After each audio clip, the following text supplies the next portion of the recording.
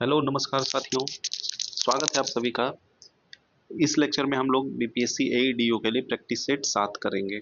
इससे पहले 6 practice set already हो चुका है और सारा लेक्चर जो है एक प्लेलिस्ट में अवेलेबल है। बीपीएससी एईडीओ करके आप देखिएगा, इस चैनल पे अवेलेबल है। आप उन सारे वीडियोस को भी देखिएगा।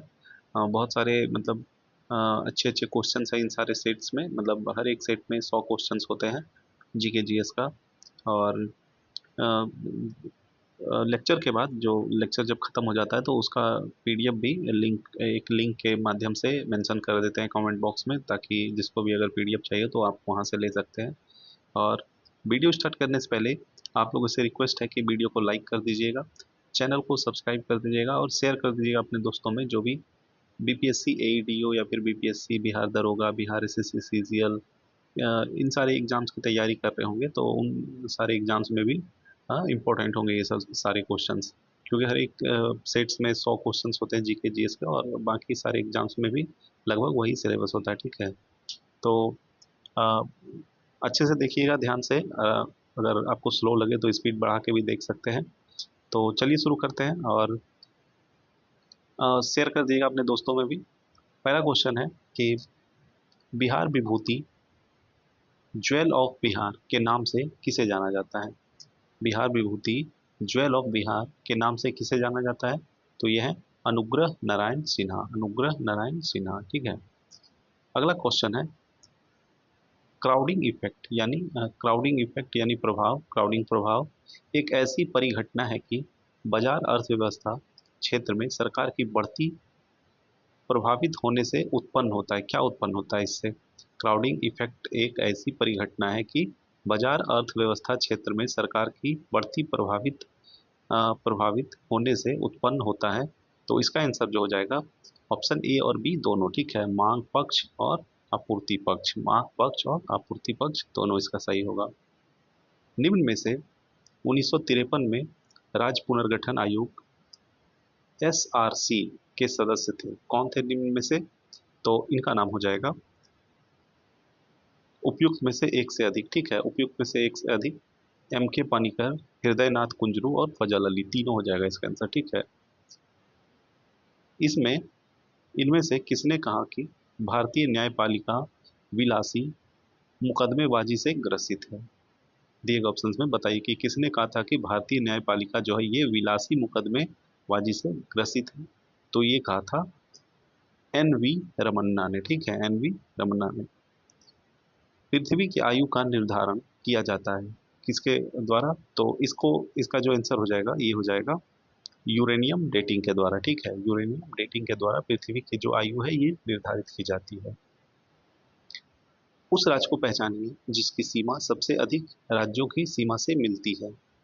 बताइए, ये सिंपल क्वेश्चन है कि क्या हो जाएगा इसका आंसर कि कौन सा स्टेट है जो कि सबसे ज्यादा राज्यों से कनेक्ट है। तो इसका जो आंसर होगा ये हो जाएगा उत्तर प्रदेश। ठीक है, Uttar Pradesh. Indian association Indian association ने किसका गठन करके राष्ट्रीय चेतना बढ़ाने में महत्वपूर्ण भूमिका अदा की। इंडियन एसोसिएशन ने किसका गठन करके राष्ट्रीय चेतना बढ़ाने में महत्वपूर्ण भूमिका अदा की। तो इसका आंसर जो हो जाएगा Indian national conference. Indian national conference. Bihar राज्य पर्यटन विकास निगम की टैगलाइन क्या है। क्या हो जाएगा इसका आंसर। तो इसका आंसर जो है ये हो जाएगा ब्लिसफुल बिहार। ब्लिसफुल बिहार जो है ये बिहार राज्य पर्यटन विकास निगम की टैगलाइन है। बिहार के निम्न हिस्सों में से कौन सा हिस्सा भूतात्विक दृष्टि से अपेक्षाकृत पुराना है। निम्नलिखित जो दिए गए हैं ऑप्शंस बिहार के मतलब वैसे हिस्से हैं जिसमें कि पूछ रहा है कि कौन सा हिस्सा जो है ये भूतात्विक दृष्टि से अपेक्षाकृत पुराना है। तो इसका आंसर जो हो जाएगा ये हो जाएगा रोहतास की पहाड़ी। ठीक है, रोहतास पठार। नाउ नेक्स्ट क्वेश्चन, निम्नलिखित में से कौन सी नदी फतुआ के पास गंगा में मिलती है। तो ये नदी जो हो जाएगी पुनपुन। ठीक है, पुनपुन। बिहार की कौन सी नदी अपना मार्ग परिवर्तित करने के लिए जानी जाती है।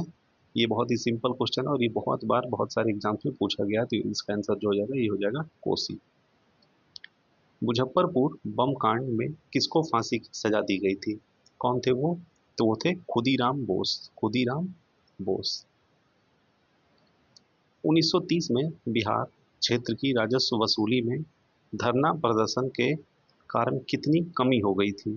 1930 में बिहार क्षेत्र की राजस्व वसूली में धरना के कारण कितनी कमी हो गई थी? तो इसका आंसर जो हो जाएगा ये हो जाएगा 10 लाख। ठीक है, 10 लाख।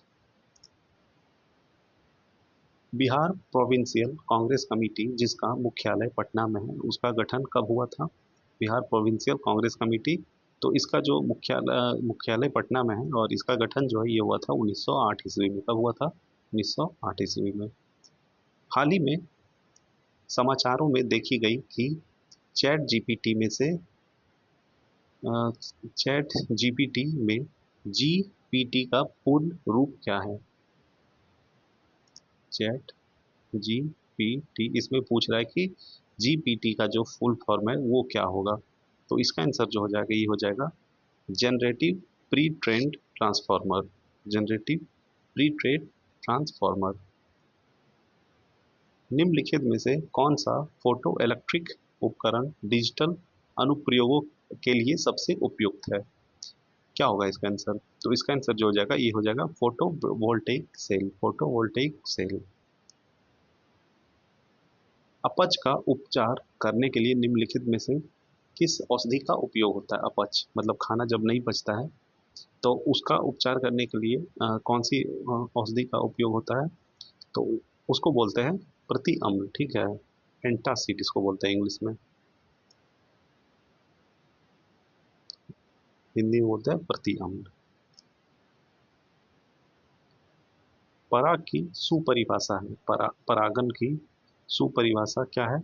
तो इसका जो परिभाषा होती है कि पराग कण का पराग केसर से क्लोन क्षेत्र तक स्थानांतरित होने की प्रक्रिया, इसी को बोलते हैं परागकण। प्रकाश संश्लेषण के दौरान हरे पौधे अवशोषित करते हैं। प्रकाश संश्लेषण के दौरान हरे पौधे अवशोषित करते हैं। क्या करते हैं अवशोषित? तो ये हो जाएगा कार्बन डाइऑक्साइड। Carbon dioxide. रात के समय यह सलाह दी जाती है कि पेड़ के नीचे ना सोएं। क्यों? क्योंकि इसका आंसर जो हो जाएगा कि जो पेड़ होता है वो रात में जो होता है ये कार्बन डाइऑक्साइड छोड़ता है। ठीक है, इसीलिए वहाँ पे पेड़ के नीचे नहीं सोने के लिए बोला जाता है। डैश फूल के प्रजनन तंत्र होते हैं। डैश फूल के प्रजनन तंत्र होते हैं। क्या हो जाएगा इसका आंसर? इसका आंसर हो जाएगा पुंकेसर और गर्भ केसर। पुंकेसर और गर्भ केसर। पुंकेसर और गर्भ केसर जो होता है इसको इंग्लिश में बोलते हैं स्टेमन। ठीक है, स्टेमन। अगला क्वेश्चन है, क्लोरोसिस उत्पन्न होता है जब पौधे को उगाया जाता है। क्लोरोसिस जो होता है ये उत्पन्न होता है कब? जब पौधे को उगाया जाता है। इसका आंसर क्या हो जाएगा? तो इसका आंसर जो हो जाएगा ये हो जाएगा लौहरहित माध्यम में। लौहरहित माध्यम में। निम्नलिखित में से कौन सा क्लोरोफिल का घटक नहीं है? निम्नलिखित में से कौन सा क्लोरोफिल का घटक नहीं है? तो इसका आंसर जो हो जाएगा कैल्शियम। क्या हो जाएगा? कैल्शियम। घटक मतलब एक तरह से होता है उसका आंसर, इंग्लिश में उसको बोलते हैं कंपोजिशन। फलियां अधिक पौष्टिक होती है क्योंकि उसमें प्रचुर मात्रा में होती है। फलियां अधिक पौष्टिक होती है क्योंकि उसमें प्रचुर मात्रा में होती है। क्या प्रचुर मात्रा में होती है? तो उसमें होती है प्रोटीन। कार्बोहाइड्रेट के घटनोपरांत अंतिम रूप में क्या बनता है? तो उसमें जो है बनता है ग्लूकोज। क्या बनता है? ग्लूकोज। विटामिन ए का सबसे अच्छा स्रोत क्या है दिए गए ऑप्शंस के अनुसार? तो ये हो जाएगा गाजर। ठीक है। टूटी हुई हड्डियों की रक्षा के लिए प्लास्टर ऑफ पेरिस का प्रयोग होता है। यह होता है, क्या होता है यह? तो इसको बोलते हैं जिप्सम। ठीक है, क्या बोलते हैं? Gypsum.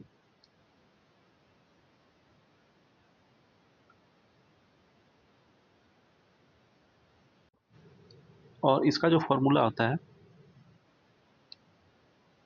Actually plaster of Paris, ठीक है, इसका जो फॉर्मूला आता है CaSO4 ½ H2O। ठीक है। और जो जिप्सम होता है, जिप्सम, ये होता है CaSO4 2H2O। ये इसी को प्रोसेस करके बनाया जाता है, मतलब उसको हीट करके कुछ रिएक्शन करा के इससे बनाया जाता है। तो वही इसमें क्वेश्चन था कि टूटी हुई हड्डियों की रक्षा के लिए प्लास्टर ऑफ पेरिस का प्रयोग जो होता है, यह होता है क्या होता है, तो ये जिप्सम होता है। ठीक है, जिप्सम को ही प्रोसेस करके प्लास्टर ऑफ पेरिस बनाया जाता है, उसको गर्म करके। साबुन उद्योग का उपजात, साबुन उद्योग जो होता है उसका उपजात क्या होता है? तो इसका इसका जो आंसर हो जाएगा ये हो जाएगा ग्लिसरॉल। ठीक है। पदार्थ के एक रूप का कोई निश्चित आकार नहीं होता है, लेकिन इसका एक निश्चित आयतन होता है। पदार्थ के इस रूप का एक उदाहरण है, इसका उदाहरण क्या होगा, क्या हो जाए, तो ये हो जाएगा मिट्टी का तेल। ठीक है। अम्ल धातु कार्बोनेट से अभिक्रिया कर कौन सी गैस मुक्त करते हैं? अम्ल, अम्ल जो होता है मतलब एसिड, ये धातु के कार्बोनेट से जब इसका रिएक्शन किया जाता है तो इसमें कौन सा गैस मुक्त होता है? तो इसमें जो होता है ये होता है CO2। ठीक है, CO2। एक नाभिक की द्रव्यमान संख्या, एक नाभिक की द्रव्यमान संख्या जो होती है वो किसके बराबर होती है? तो ये होती है न्यूट्रॉन और प्रोटॉन के का जोड़। ठीक है, उसके संख्याओं का जोड़, इसी को बोलते हैं द्रव्यमान। अगला क्वेश्चन है, हीरे और ग्रेफाइट के बारे में निम्नलिखित में से कौन सा कथन सत्य है? हीरे और ग्रेफाइट के बारे में बताइए कि कौन सा कथन सत्य है। पहला है कि उनकी विद्युत चालकता जो है समान होती है, नहीं, सही है, गलत है। उसके पास समान क्रिस्टल संरचना है, ये भी गलत है। उसके पास एक समान डिग्री की कठोरता है, ये भी गलत है। तो इसमें कोई सही नहीं होगा। ठीक है, तो ये आंसर हो जाएगा।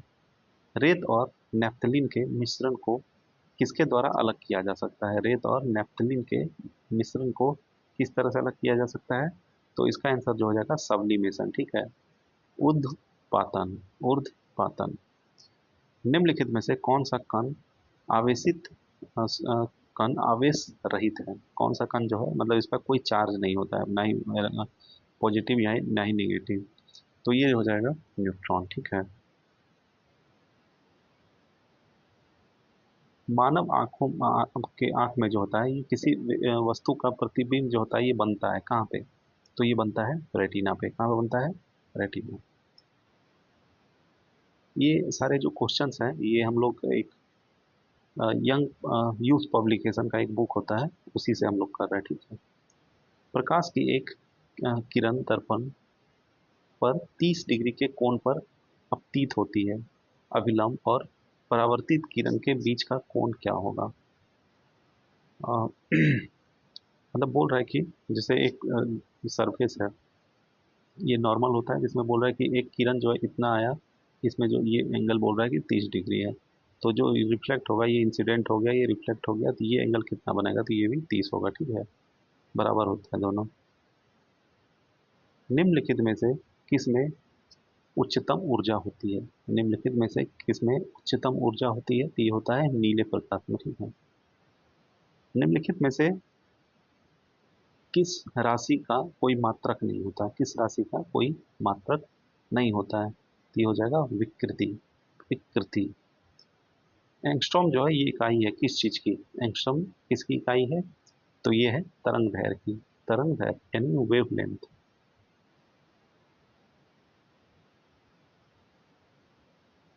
दाब की इकाई क्या होती है?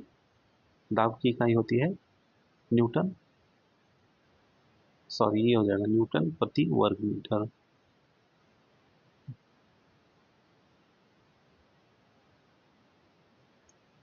और जो दाब मतलब कि प्रेशर हो गया। ठीक है, प्रेशर, इसका फॉर्मूला क्या होता है? Force per unit area. ठीक है, तो फोर्स का क्या होता है? न्यूटन होता है। एरिया का क्या होता है? वर्ग मीटर, तो न्यूटन पर प्रति वर्ग मीटर। देश में विभिन्न स्थलों या घटनाओं को देखने के लिए भारत में विदेशियों की यात्रा अर्थ नैतिक दृष्टि से निम्नलिखित में से किसके समान मानी जाती है? देश में विभिन्न स्थलों या घटनाओं को देखने के लिए भारत में विदेशियों की यात्रा अर्थ नैतिक दृष्टि से निम्नलिखित में से किसके समान मानी जाती है? क्या हो जाएगा इसका आंसर? इसका आंसर हो जाएगा निर्यात। क्या होगा? निर्यात। पंचवर्षीय योजना का अंतिम अनुमोदन करता है? पंचवर्षीय का अंतिम अनुमोदन कौन करता है? तो ये हो जाएगा राष्ट्रीय विकास परिषद। राष्ट्रीय विकास परिषद। योजना आयोग है, योजना आयोग जो है ये क्या है? तो ये है असंवैधानिक निकाय। असंवैधानिक निकाय। भारत में योजना अवकाश यानी प्लान हॉलीडे की अवधि क्या होती थी? तो इसका जो आंसर हो जाएगा ये हो जाएगा 1966 से लेकर 1969। आईआरडीपी का मुख्य उद्देश्य, आईआरडीपी का मुख्य उद्देश्य क्या हो जाएगा? इसका आंसर जो हो जाएगा ऑप्शन डी, ग्रामीण विकास व निर्धनता निवारण। ठीक है। रिलेटिव पॉवर्टी का अर्थ क्या होता है? रिलेटिव पॉवर्टी का जो होता है मतलब इसको हिंदी में बोलते हैं सापेक्ष निर्धनता। इसका अर्थ होता है आर्थिक असमानताएं। ठीक है, आर्थिक असमानताएं। भारत में अधिकांश व्यक्ति बेकार हैं। भारत में अधिकांश व्यक्ति बेकार है। इसका आंसर हो जाएगा कृषि में। ठीक है, कृषि में। पंचायती राज अपनाने वाला पहला राज्य कौन था? तो ये हो जाएगा राजस्थान। पंचायती राज विचारधारा की शुरुआत इनमें से किसने की थी? पंचायती राज विचारधारा की शुरुआत इसमें से किसने की थी? तो ये थे बलवंत राय मेहता। बलवंत राय मेहता।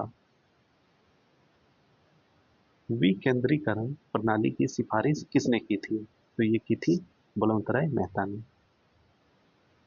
लोकसभा में आंग्ल भारतीय समुदाय को मनोनीत करने की शक्ति किसके पास है? तो इसका जो आंसर हो जाएगा ये हो जाएगा भारत के राष्ट्रपति। भारत के राष्ट्रपति पहले, अब ये अब रहा नहीं है। पहले दो एमपी जो था इसको मनोनीत किया जाता था लोकसभा में, अब ये खत्म कर दिया गया। ठीक है। भारत के कार्यपालिका अध्यक्ष एग्जीक्यूटिव हेड कौन है? भारत के कार्यपालिका अध्यक्ष जो होते हैं ये होते हैं राष्ट्रपति। कौन होते हैं? राष्ट्रपति। लोकसभा को कार्यकाल पूरा होने के पहले भंग किया जा सकता है। लोकसभा को कार्यकाल पूरा पूरा होने के पहले भंग किया जा सकता है किससे? तो इसका आंसर जो हो जाएगा ये प्रधानमंत्री की सिफारिश पर राष्ट्रपति के द्वारा। अध्यक्ष सदन के किसी भी सदस्य को बोलने से रोक सकता है और अन्य किसी सदस्य को बोलने दे सकता है। यह घटना कहलाती है, यह घटना क्या कहलाती है?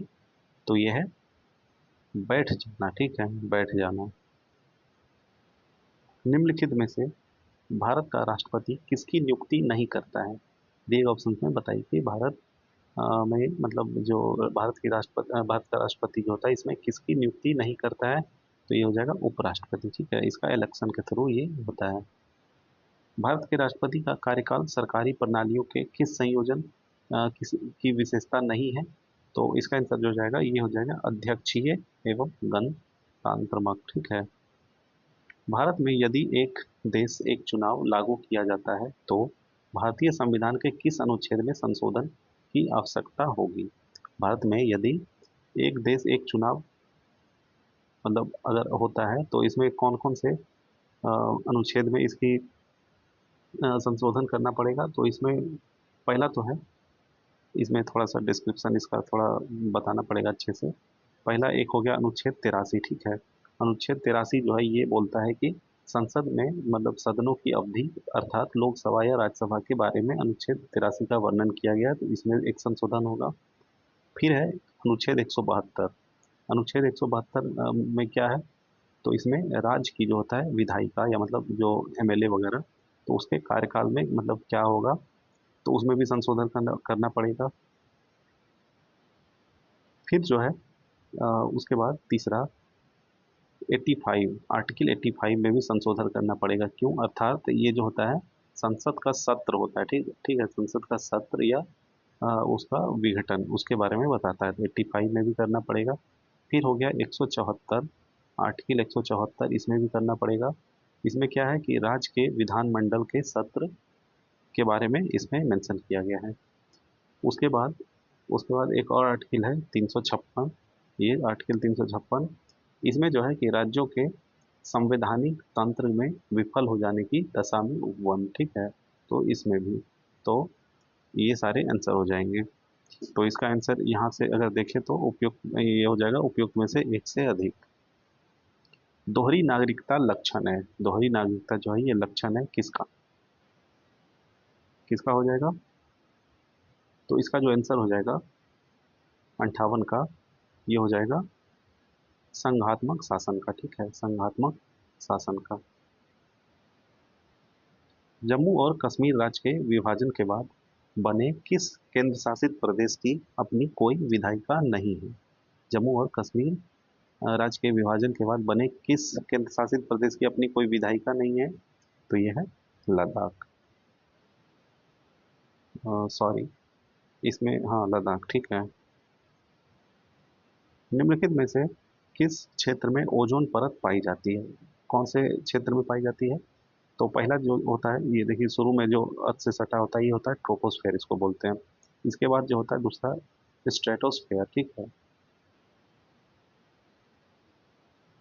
इसी को हिंदी में बोलते हैं समताप मंडल, तो इसी में पाया जाता है, ठीक है, स्ट्रेटोस्फेयर में। ग्रीन हाउस गैसों में मुख्य घटक होता है, ग्रीन हाउस गैसों में मुख्य घटक होता है किसका? तो इसमें ऑप्शन जो हो जाएगा उपयुक्त में से एक से अधिक, यानी कि कार्बन डाइऑक्साइड भी होगा, मीथेन भी होगा, नाइट्रस ऑक्साइड, ओजोन सब होगा। लेकिन अगर मतलब इसका मेन अगर बोले तो सबसे ज़्यादा परसेंटेज में होता है कार्बन डाइऑक्साइड, ठीक है।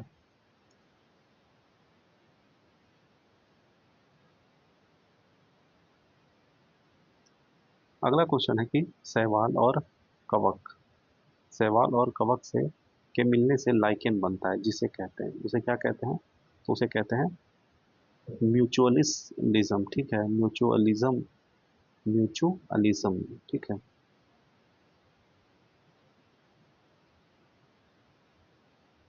म्यूचुअलिज्म। पारिस्थितिकी तंत्र में वाई आकार का ऊर्जा प्रवाह मॉडल किसके द्वारा दिया गया था? किसके द्वारा दिया गया था? तो ये था ओडम, इसका नाम। निम्नलिखित आंदोलनों में से किसका भारतवर्ष के अंतर्गत बहुउद्देशीय परियोजनाओं के विरुद्ध शुभारंभ किया गया था? निम्नलिखित आंदोलनों में से किसका भारतवर्ष के अंतर्गत बहुउद्देशीय परियोजनाओं के विरुद्ध शुभारंभ किया गया था? तो इसका जो आंसर हो जाएगा ये हो जाएगा उपयुक्त में से एक से अधिक, यानी कि पहला तो ये भी होगा सही, नर्मदा बचाओ आंदोलन, फिर दूसरा टिहरी बांध आंदोलन, तीसरा चिपको, ठीक है, ये तीन हो जाएगा।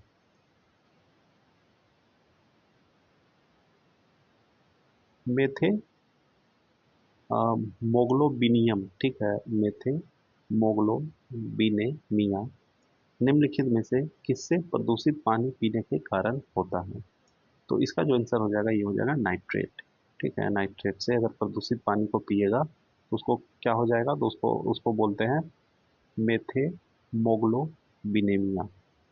2011 की जनगणना के अनुसार निम्नलिखित में से किस धार्मिक समूह में सर्वाधिक साक्षरता दर प्रतिशत दर्ज की गई? तो ये हो जाएगा जैन, ठीक है, जैन। 2011 के जनगणना के अनुसार भारत की कुल जनसंख्या में नगरीय जनसंख्या का प्रतिशत लगभग कितना था? तो इसका आंसर जो हो जाएगा ये 31%, ठीक है, 31%। भारत के राज्यों में से निम्नतम साक्षरता दर 2011 जनगणना के अनुसार से की दृष्टि से बिहार का स्थान क्या था? तो ये प्रथम हो जाएगा। विश्व की सर्वाधिक लंबी पर्वत श्रृंखला कौन सी है? तो इसका नाम है एंडीज, एंडीज। निम्नलिखित में से कौन सा जोड़ा बेमेल है? बताना है कि इसमें कौन सा जोड़ा जो है ये बेमेल है। तो ये हो जाएगा मसाई, ठीक है, मसाई मध्य पूर्वी अफ्रीका, ये गलत है। बाकी सकाई मलेशिया ये सही है। बेडॉइन अरबी प्रायद्वीप ये सही है। किर्गिज ये मध्य एशिया ये भी सही है। क्राल एक प्रकार की निर्मित संरचना है, क्राल एक प्रकार की निर्मित संरचना है किसकी? तो ये है दक्षिण अफ्रीका की। इराक का सबसे बड़ा अल्पसंख्यक समुदाय है, कौन है? तो ये है कुर्द, कुर्द।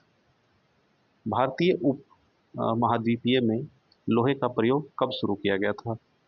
तो इसका आंसर जो हो जाएगा उपयुक्त में से कोई नहीं है, 4200 बीसी में, ठीक है, वर्ष पूर्व।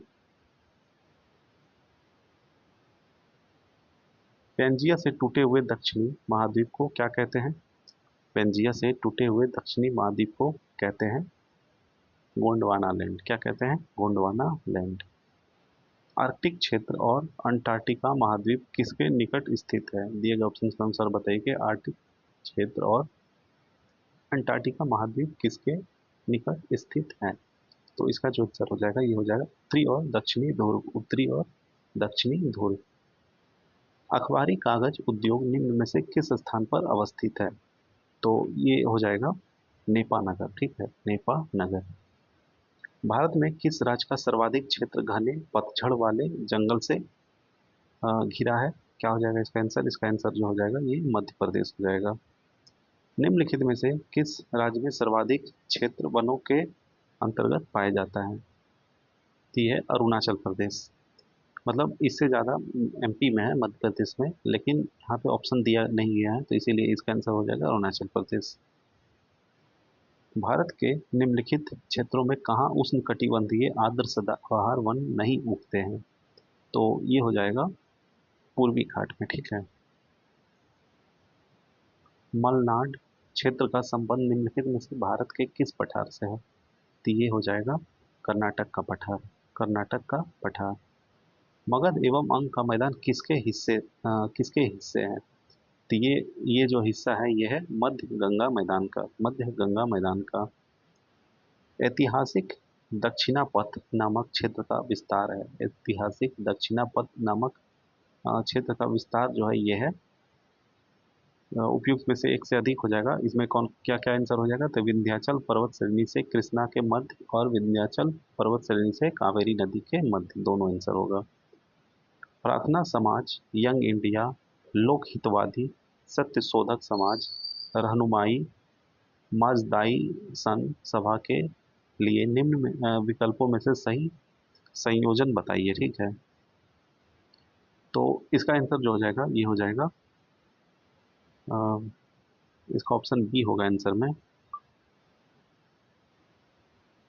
आत्माराम पांडुरंग, मोहनदास करमचंद गांधी, गोपाल हरि देशमुख, ज्योतिबा फूले और नौरोजी नौरोजी हरदोनजी। ठीक है, ये मतलब जो जो क्रमशः मतलब जो भी दिया गया है ये सारे मतलब एक तरह से प्रार्थना समाज या फिर यंग इंडिया, लोक हितवादी, मतलब इसका करस्पॉन्डिंगली मतलब ये उसका आंसर जो है मतलब प्रार्थना समाज का जो था क्या था आत्माराम पांडुरंग, वैसे ही मोहनदास करमचंद गांधी था, ये इसके लिए हो जाएगा इसका आंसर यंग इंडिया के लिए। ठीक है,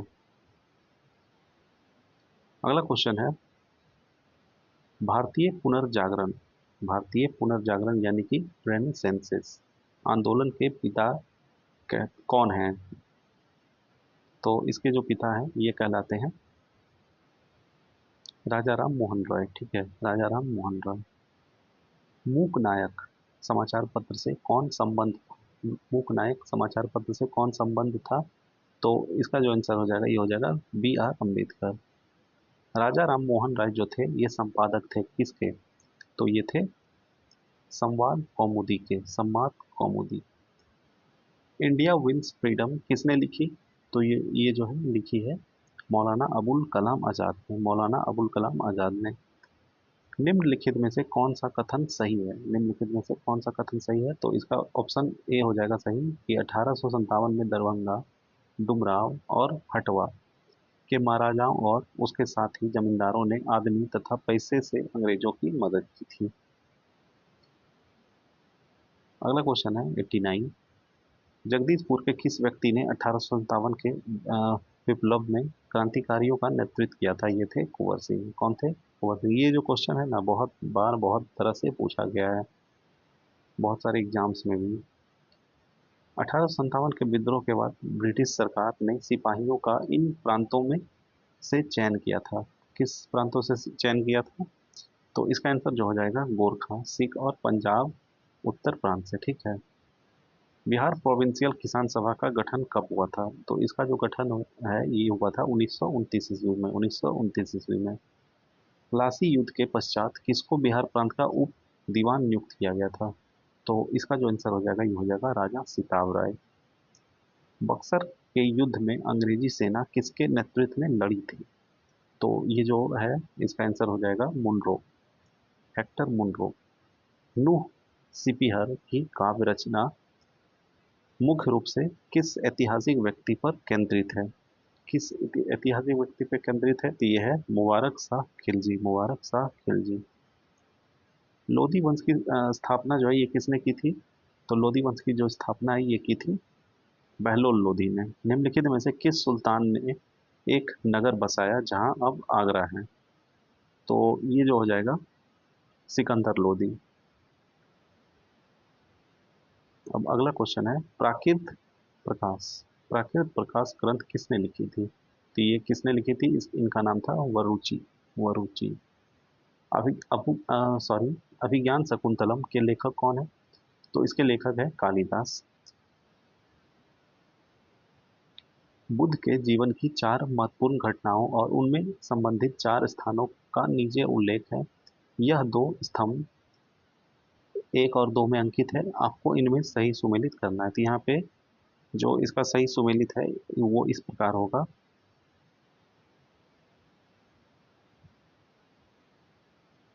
अ, जन्म जो है जन्म जो है ये हुआ था लुम्बिनी में, और ज्ञान प्राप्ति हुई थी बोधगया में, और प्रथम प्रवचन सारनाथ में हुई थी इनकी, और बाकी जो बच गया निधन कुशीनगर में। तो क्या हो जाएगा इसका आंसर? इसका आंसर हो जाएगा सी। अगला और आखिरी क्वेश्चन है इस लेक्चर का। भागवत संप्रदाय के विकास में किसका योगदान अत्यधिक था? भागवत संप्रदाय में के विकास में किसका योगदान अत्यधिक था? तो ये था गुप्त का। ठीक है, गुप्त शासन काल में। तो इसी के साथ ये लेक्चर यहीं पे समाप्त होता है। आई होप आप लोग को पसंद आया होगा। आप लोगों से रिक्वेस्ट है कि वीडियो को लाइक कर दीजिएगा और चैनल को सब्सक्राइब कर दीजिएगा, अपने दोस्तों में भी शेयर कर दीजिएगा जो भी गवर्नमेंट जॉब की तैयारी कर रहे हैं। और ऐसे ही मतलब सपोर्ट कीजिएगा हमारे चैनल को और बने रहिएगा हमारे चैनल पर ऐसे ही अच्छे अच्छे lecture, GK GS current affair के लेक्चर और प्रैक्टिस सेट्स के लिए। ठीक है, वीडियो देखने के लिए धन्यवाद। आपका दिन शुभ हो। जय हिंद।